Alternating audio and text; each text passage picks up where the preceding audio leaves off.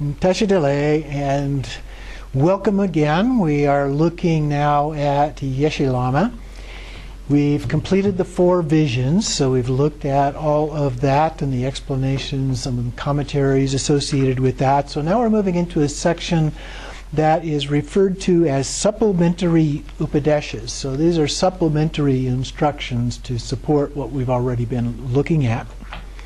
So I will be reading this through for the oral transmission. Fourth, the supplementary upadeshas are as stated in clear expanse. The 4 upadeshas of the concluding support must be given after the preceding instructions. Thus, the 4 are holding the ground with the 3 motionless states, indicating the extent with the 3 ways of abiding, striking the 3 attainments, and revealing the status of liberation with 4 states of confidence. So the first one of those is holding the ground with the 3 motionless states. So for the first, so these are the subdivisions within that. For the first, it states in the root tantra, by one having established the ground of the 3 motionless states, the wind mind reaches the full potential. Thus, when one remains motionless in the physical posture, the channels and winds naturally relax. When one remains motionless with the gaze of the eyes, the visions increase. When one remains motionless in an uncontrived state of mind, space and awareness unite. So a little bit of an explanation about the stillness of body, speech, and mind as a part of that and what happens when those are part of the practice. The second part then is indicating the extent with the 3 ways of abiding. For the second, it states in the root tantra, by indicating the extent with the 3 ways of abiding, dreams are reversed and the signs and limits of the body, speech, and mind are identified. Thus, the body abides without engaging in any activity, purifying the confused thoughts of samsara. Winds abiding without increasing terminates the movement of concepts. And visions abiding without shaking allows the full extent of the Pure Lands to occur. And as a result of that, then at that time there are 2 signs that arise through the 3 doors and the extent of the accomplishment recognized in the dream state. So the 3 doors would be the body, speech, and mind. And so then it goes through each of these 3 parts here. For the first, at the time of the direct awareness, so this would be actually is going through 4 different explanations of this. So the first one is the first vision. So for the first, at the time of the direct awareness of the nature of phenomena, with the maturing of the body through the vase empowerment, the meaning of effortless action enters the limbs of the body, and through the interdependence of the channels relaxing, the body becomes like a tortoise placed in a metal tray. That is, if you try to do anything, you can't get anywhere. Okay? When the consciousness enters the channels by the radiance of the pure basis of expression, entering that which indicates speech, like a mute, one offers no effort to speak. When the meaning of the natural liberation of the great perfection, free from fixation, enters the mind abides wherever it is placed, like a bird in a trap. So in terms of the body and the speech in particular, you sit without motion, you just sit there. You don't, and if you try to do anything, it's not helpful. It's like trying to move in a metal tray with a tortoise. You can't get anywhere. And then the speech is like a mute, so you're silent. And then that then helps us in the process as well. And then finally the mind aspect, being like a bird in a trap, you can't escape and run off in different ways. You stay focused with your attention. So the second one, at the time of the increasing experience through the dissolution of the winds in the central channel, the meaning of freedom from good and bad.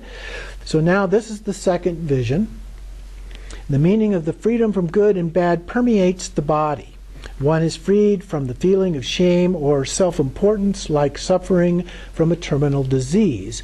As the result of the purification of speech through the secret empowerment, the meaning of the great perfection, free from proving and refuting, enters the speech, and, like a crazy person whose utterances are unintelligible, kind of like mine, one speaks without regard for the outcome. When the gathering of the concepts of the mental activity enter the mind, like an individual intoxicated 7 times by a poisonous herb, the unborn, naturally liberated mind never engages with samsaric activities again. So that's at the second level, the second vision. So then we move on to the third vision. At the time of the full extent,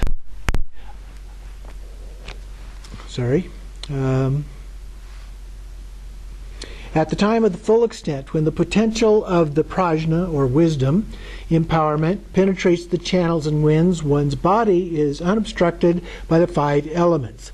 This is how an elephant stuck in the mud is able to pull itself through its own force. When the meaning of the great perfection beyond speech or expression merges with speech, through the interdependency of compassion overcome with prajna, speech becomes like a sweet song of an adolescent kumbhanda, which is a mythical creature, got a human-like head and has a beautiful voice in singing. Henceforth, whatever is verbalized is accepted by and benefits others. When the meaning of one's own originally pure, forever primordial liberated, merges with the stillness of the mind, it is certain that the samsara will never be rendered like becoming immune from smallpox. So when we catch smallpox, then we never catch it again. We become immune to it after that. So that's the third vision.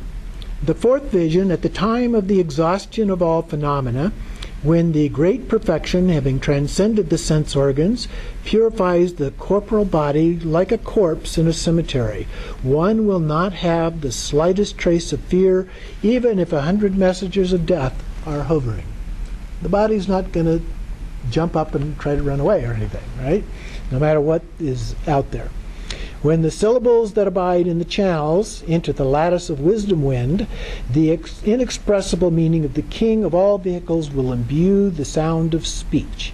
The sound of empty expression will become like an echo, and the only words of others will be repeated.